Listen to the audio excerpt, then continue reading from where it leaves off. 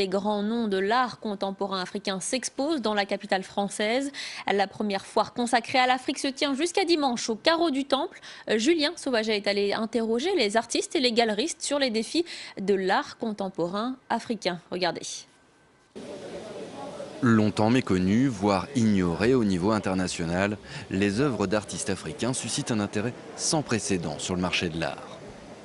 Jusqu'ici, je pense que le monde de l'art en général avait plus une vision folkloristique, mais aujourd'hui, ils se rendent compte que les Africains peuvent aussi rivaliser dans l'interprétation des divers langages et des divers alphabets de l'art contemporain.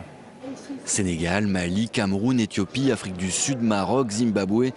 Les artistes présentés ici viennent de tout le continent. Certains sont déjà très connus, d'autres ne devraient pas tarder à l'être.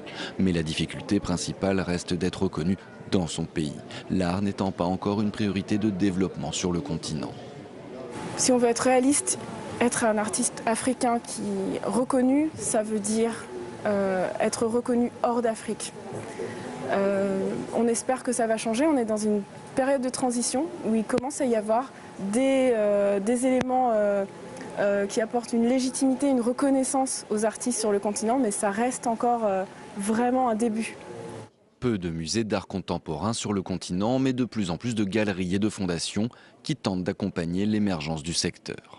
Le Cameroun, qui est un pays où finalement il n'y a pas véritablement d'école de beaux-arts, il n'y a pas non plus une politique, je dirais, gouvernementale qui favorise beaucoup les artistes. Et pourtant, on a un nombre d'artistes reconnus, même sur le plan international, absolument énorme. Ce qui nous manque, ce sont les collectionneurs. On a très peu de collectionneurs sur le continent. En attendant l'émergence d'un marché local solide, les artistes africains poursuivent sans entrave leur conquête du marché mondial.